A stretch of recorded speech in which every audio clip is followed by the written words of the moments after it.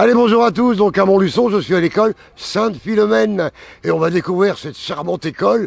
Je dirais pas petite, que c'est une grande école, et grande par la capacité, et grande par le cœur. Allez, on va rencontrer Bernard, le directeur de l'école.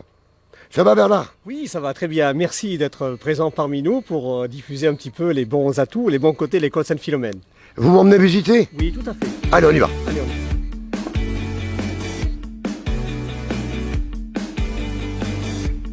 Je suis dans les anciens greniers à sel, je suis à l'école Sainte-Philomène et je vais vous la faire découvrir. Bernard, ça va? Oui, très bien. Alors Bernard, ici nous sommes à l'école Sainte-Philomène. Vous m'avez dit tout à l'heure que c'était des anciens greniers à sel. Expliquez-moi un petit peu. Ce bâtiment-là, avant d'être école, effectivement, a un passé extraordinaire. Ancien grenier à sel, anciens hôtels particuliers. Il a même appartenu à un procureur du roi. Ce sont les sœurs qui ont acheté ce bâtiment pour le transformer en école, en surélevant l'établissement, en créant des murs pour créer des espaces de circulation. Et actuellement, c'est toujours une école et nous sommes contents de pouvoir accueillir une jeunesse dans des lieux atypiques. Toute famille peut venir dans cette école, croyant ou non croyant, puisque nous sommes école catholique, mais nous sommes dans l'acceptation de toute famille. L'idée, c'est qu'à Sainte-Philomène, nous avons un souci éducatif très fort. Nous formons une communauté éducative. Chaque personne de l'établissement, qu'elle soit aide maternelle, personne s'occupant du ménage, personne de cuisine, a un regard éducatif sur l'enfant. Après, les enseignantes, en plus de son rôle éducatif, de rôle éducatif de chaque enseignante, a bien sûr le devoir de transmission. Et ce savoir, il est permis grâce à une cohésion d'une équipe qui se met en place d'une façon extraordinaire. L'école Sainte-Philomène, actuellement, a 10 classes ordinaires, mais nous avons 2 dispositifs. Quand on met des petites graines dans la terre, je lève Une Ulysse, un dispositif Ulysse pour accueillir des enfants en déficience, et ces enfants-là sont intégrés dans les classes ordinaires. Donc l'enseignante a le souci de voir comment ces jeunes peuvent petit à petit s'intégrer de plus en plus dans le milieu ordinaire, et un regroupement d'adaptation qui permet à des enfants qui sont dans les classes ordinaires d'avoir un petit coup d'oxygène, on va dire, dans leurs apprentissages. L'enseignant du regroupement d'adaptation prend des élèves par groupe de 2 ou 3 pour leur permettre d'aller plus loin dans les apprentissages. Nadia, vous êtes une entité à l'école Sainte-Philomène. Ça fait 34 ans que vous êtes ici? Oui, 34 ans à Sainte-Philomène. Donc j'ai vu des parents, les leurs enfants. Et on avait les sœurs à l'époque. C'est formidable, Sainte-Philomène. Venez à Sainte-Philomène. On aura votre sourire. J'ai une collègue, Sandrine, qui est très bien. Annick aussi. Donc voilà. Et comment c'était avant là? Ben, Est-ce que c'est différent que maintenant? les enfants bougent plus. C'est vrai que c'est beaucoup plus. Ils bougent énormément, mais c'est la même chose. Hein. Non, c'est les mêmes enfants. Hein. C'est faux lorsqu'on dit que c'est pas les mêmes enfants, c'est faux. Dans cette école Philomène, donc, tous les repas sont confectionnés maison. Oui, tout à fait. C'est une chance d'avoir justement sur le site des confections des repas pour tous les enfants, avec une qualité qui est maintenant reconnue par l'ensemble des parents.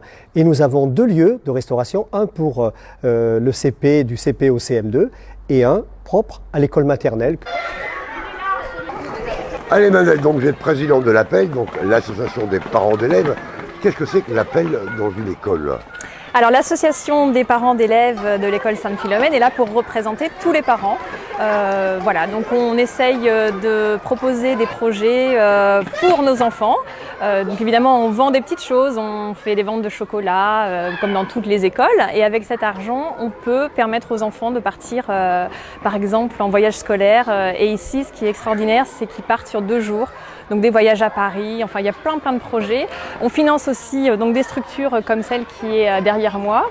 Et puis on propose des activités pour les parents, pour se faire rencontrer les parents, c'est-à-dire des soirées familiales, des après-midi jeux, un apéritif pour la rentrée, pour permettre aux parents de se rencontrer, d'éventuellement se lier d'amitié, et puis de connaître, de se rendre des services éventuellement pour des conduites après au conservatoire ou pour les différentes activités de la ville.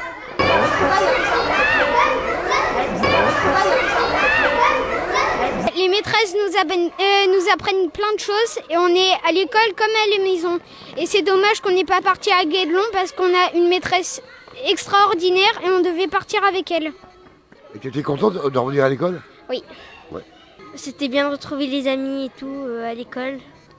On était contente de les revoir et de voir la maîtresse. Et comment ça s'est passé pendant le confinement? Vous avez fait quoi là? Bah, on a quand même travaillé et on faisait des appels vidéo. Ça s'est bien passé. On s'est bien amusé un petit peu, mais ça me fait plaisir de revoir tout le monde. Et qu'est-ce qu'on mange de bon à l'école? Bah, on mange presque de tout.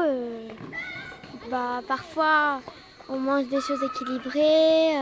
Combien d'enfants y a-t-il dans les classes ici? Oh, il y en a à peu près de 24 jusqu'à 26. D'accord. Alors, si on allait visiter cette classe, Oui, bah, on y va? allons-y. Allez, emmenez-moi. On enseigne donc questionner le monde, la découverte du monde, le français, les mathématiques, les sciences.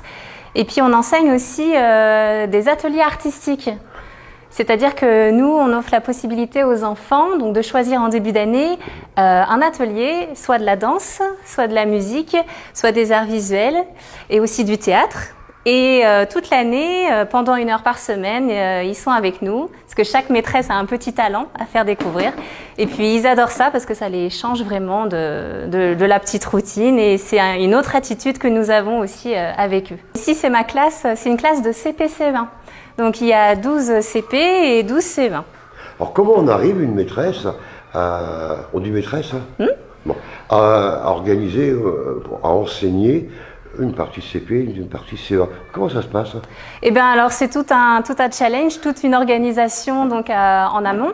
En général, donc, je dis à mes CP, vous êtes en autonomie de consigne. Donc ils lisent, ils écrivent tout seuls, pendant que j'explique à mes CE1 le travail qu'ils vont devoir faire.